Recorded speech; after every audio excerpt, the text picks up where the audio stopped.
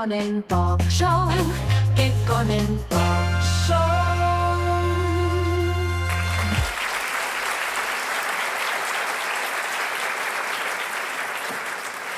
Oikein hyvää iltaa. Minä olen Kekkonen ja tämä on Kekkonen Talk Show. Täällä on käynyt vieraana paljon viisaita, taitavia ja alallaan päteviä ihmisiä. Ja sitten täällä on käynyt myös poliitikkoja.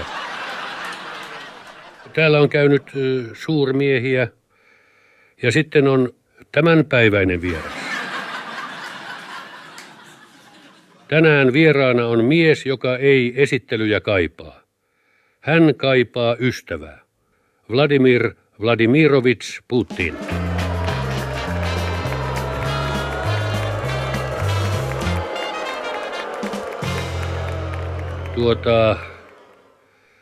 Mitä sinä siellä teet? Tule tänne. Ei sitten. No mitä vanha natsikääpiö? Parempi olla vanha natsikääpiö kuin kuollut kaljupää. Minulla on täällä tuliaisia. Toin sinulle Karjalan takaisin. Nyt on sanottava, että olen tästä hieman loukkaantunut. Älä nyt leikistä suutu. Eikä kun toit karmeinta olutta, mitä kaupasta löytyy. Olisit tuonut mieluummin vaikka Pultsarin kuparia, Että siis mitä? Puliukon pronssia, maksuhäiriön laageria, työttömän toffeeta. Minä olen enemmän siiderimiehiä. Siiderimies. Tiedätkö mikä on oksymoron? Haistapa sinä Urho paska. Näin kavereitten kesken sopiiko, että kutsun sinua putleriksi? Se ei nyt missään tapauksessa käy. Ei se mitään. Kutsun silti. Puhutaan nyt suoraan. Mitä mieltä olet maidemme välisistä suhteista nyt, kun Suomi on liittynyt NATOon? Meillä on pitkä yhteinen raja ja Venäjä ei koskaan tule hyväksymään vihollisia sen läheisyydessä. Vihollisia. Suomi ei ole koskaan uhannut Venäjää, mutta Venäjä on uhannut Suomea useammin kuin muistan. Ennen NATO-jäsenyyttä suhteemme olivat hyvät. Anteeksi nyt kielenkäyttöni, mutta mitä vittua? Ainahan te olette olleet täysin perseestä. Te olitte ne, jotka tulitte meidän maahamme. Ei toisinpäin. Kuunteles nyt, Urho. Historia opettaa, mitä tapahtuu, kun pienet maat tekevät virheellisiä valintoja suurvaltojen kanssa. Muistatko Ukrainan, Puolan, Georgian, Viron, Romanian, Latvian, Liettuan, Unkarin, Tšekoslovakian? Koko maailma muistaa. Venäjän historia on ylivertaisen tappamisen, sotimisen ja tuhoamisen historiaa. Mikään muu maa ei ole yltänyt lähellekään teitä. Kiitos, Urho. Arvostan kauniita sanojasi. Se ei ollut kehu. Juurihan sanoit, että Venäjä on ykkönen. Kekkonen on ykkönen. Miltä nyt tuntuu, kun niin sanottu 3 päivän sotasi on jatkunut jo 3. vuotta? Me toteutamme sotilaallista erikoisoperaatiota Ukrainan denatsifioimiseksi. Näetkö ne natsit nyt tässä samassa huoneessa kanssamme? Me taistelemme ääriliikkeitä vastaan, mikä on tärkeää koko Euroopan turvallisuudelle. Ainoa uhka Euroopan turvallisuudelle olette te. Jos Venäjälle luo uhan, sotilaallisen uhan, niin silloin tulee tuhotuksi. Minkälaisena uhkana näette sananvapauden? Meillä Venäjällä on sananvastuu. Kuka tahansa saa puhua. Mutta jos sanoilla uhataan yhteiskunnan vakautta tai järjestystä, silloin meidän on puututtava asiaan.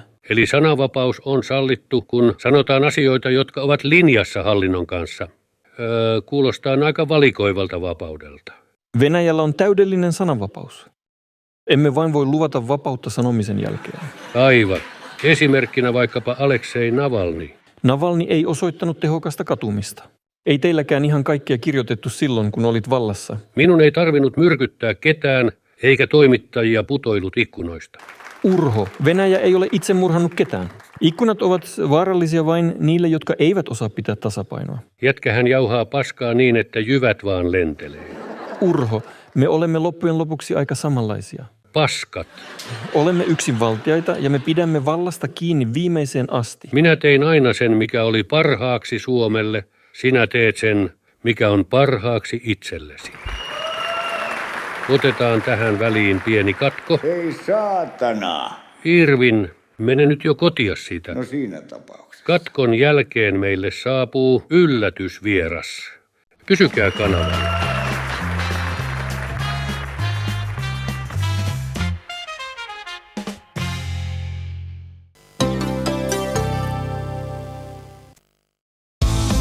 Kekkonen tuotteet ovat täällä! Paitoja, mukeja ja paljon muuta. Kaikki täynnä karismaa ja huumoria. Lisäksi koodilla Kekkonen saa vielä 10% alennuksen. Nyt jätkät ne kekkospaidat päälle ja vähän äkkiä, ettei näytetä ihan vitun tyhmiltä. Kekkonen on ykkönen!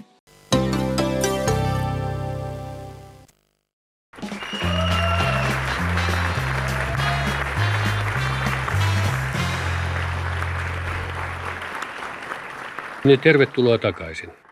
Haluatko kuulla vitsin? Ei se mitään, kerron sen silti. Kekkonen löi mahtavan swingin. Vladimir Putin.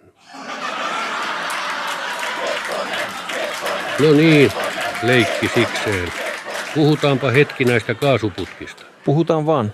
Niitä markkinoitiin aikoinaan puhtaasti kaupallisina hankkeina, jotka lisäisivät Euroopan turvallisuutta. Toisin kävi. Kaasuputket ovat tuoneet vakautta ja energiaa Eurooppaan. En ymmärrä, miksi niitä epäiltiin alun perin. Vitsi. Täysi vedätys se oli. Teiltäkin oli demarit, Lipponen etunenässä vetämässä niitä putkia, saatanan tunarit. Se ei näköjään riittänyt, että varastitte Karjalan. Varastit myös iskulauseeni. No mutta olivathan ne saatanan tunareita. Siitä voimme olla samaa mieltä. Onneksi saatiin junailtua Trumpi presidentiksi. Sehän yritti varoittaa Eurooppaa, mutta eihän kukaan sitä pösilöä kuunnellut. Pösilöistä puheen ollen. Aiemmin vietit aikaa Hollywood-tähtien kanssa, mutta nykyään olet piilossa bunkkerissa salamurhaa peläten. Miten meni noin niin kuin omasta mielestä? Johtajuus vaatii keskittymistä ja vastuullisuutta. Tärkeintä on kansamme turvallisuus ja vakaus. Mutta vituttaahan se. Kuten tuossa esittelyssä mainitsin, sinä taidat tarvita ystävää. Ja nyt minulla on sinulle sellainen. En minä tarvitse ystäviä. Minulla on jo Kim Jong-un. Toivottakaa tervetulleeksi vanha ystäväsi KGB:n ajoilta. Mies, joka katsoo samaan aikaan sekä länteen että itään. Hän on aiheuttanut minulle enemmän harmaita hiuksia kuin kukaan muu, ja siitä häntä kiitän. Paavo Väyrynen. Vladimirovic. Paavo perkele, mitä vanha toveri? Nyt lähdetään vetää perseet. Onks Tarja mukana? Onks Sidukkaa? Totta kai on. Vanha jengi taas kasassa. On Lipposta, Heinäluomaa, Tuomiojaa ja Jauhojengiä. Tänään on bileet kaikki sileeks. Räppäät sä, jos mä heitän biittiä. Anna mennä vaan. Jou, se on tissit 2 muijaa. Tänään mennään tuu munkaa. Jou, se on Finland. Kesärata ja tälleen. Kovaa kamaa, Vladi. Respect. Totaali bängeri. Kiitos Paavo, kiitos. Olet ihana ihminen. Niin olet sinäkin, Vladimirovic.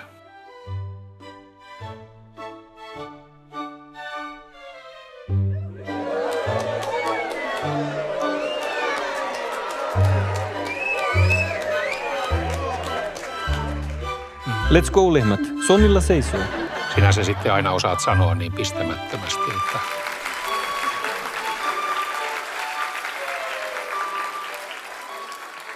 Sinne menivät Nuija ja tosin Nuija. Saatte itse päättää, kumpi on kumpi. Hei Urho, soita sille Zelenskille ja sano, että hyvää joulua. Sota on ohi.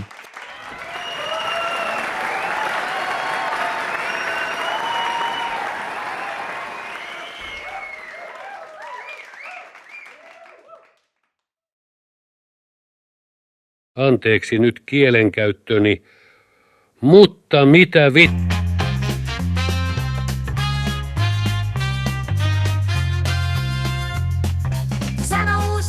Sanoko.